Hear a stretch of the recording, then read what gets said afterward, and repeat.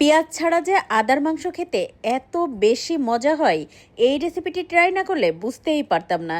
যে কোনো নতুন রান্নাই ট্রাই করতে আমার খুবই ভালো লাগে। আর যদি সেটা হয় মা, চাচি, আন্টি, খালাম্মাদের রান্না, তাহলে তো সেটা ট্রাই করবই। কারণ এই রান্নাগুলো না খারাপ হওয়ার কোনো চান্স থাকে না। প্রত্যেকটা রান্নাই অনেক বেশি মজার হয়। গত বছরই আমি এই রেসিপিটি দেখেছিলাম একটা আপুর পেজে।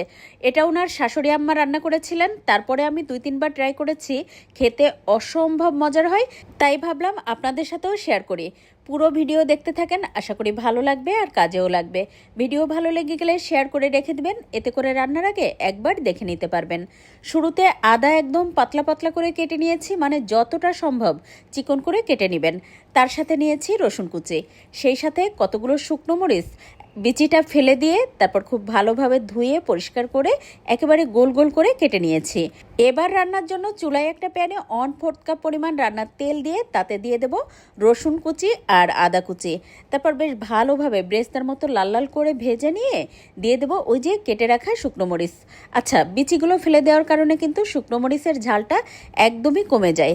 তাই যদি আপনি ঝাল খেতে পছন্দ করেন তাহলে বিচি সহই কিন্তু এই রান্নাটা করে নিতে পারেন।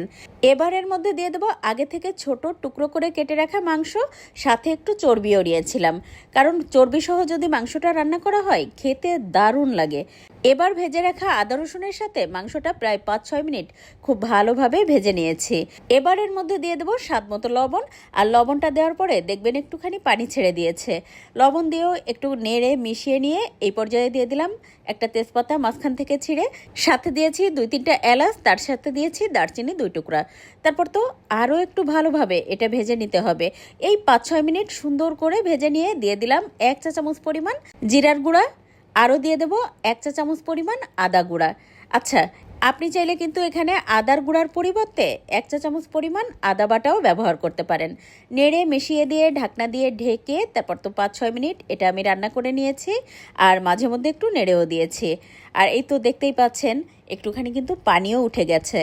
এখন এর মধ্যে দিয়ে দেবো 1 চা চামচ পরিমাণ শুকনো মরিচের গুঁড়া। আচ্ছা, ঝালটা কিন্তু আপনি আপনার পছন্দ মতো দিয়ে দেবেন।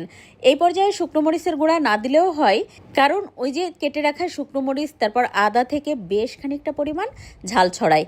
এবার তো ঢাকনা দিয়ে ঢেকে মাংসটা সিদ্ধ হওয়া পর্যন্ত রান্না করে নিয়েছি। আর বারবার এটা নেড়ে দিয়েছি যেন নিচে লেগে না যায়। তো মাংসটা কিন্তু খুব ভালোভাবে সিদ্ধ হয়ে গেছে আর ভাজা ভাজা হয়ে তেলটা উপরে উঠে আসছে।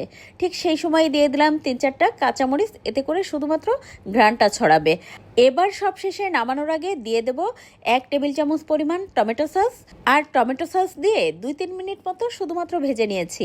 আর এই তো দেখতেই পাচ্ছেন কতটা লোভনীয় দেখাচ্ছে। আর এটা খেতে যে কি পরিমাণ মজা হয়, এটা তো গরম ধোয়া ওঠা সাদা ভাতের সাথে খেতে যেমন ভালো লাগে, আবার চাইলে এটা রুটি পরোটা দিয়েও খেতে অনেক ভালো লাগে। আজ এ পর্যন্ত, সবাই ভালো থাকবেন। আল্লাহ হাফেজ।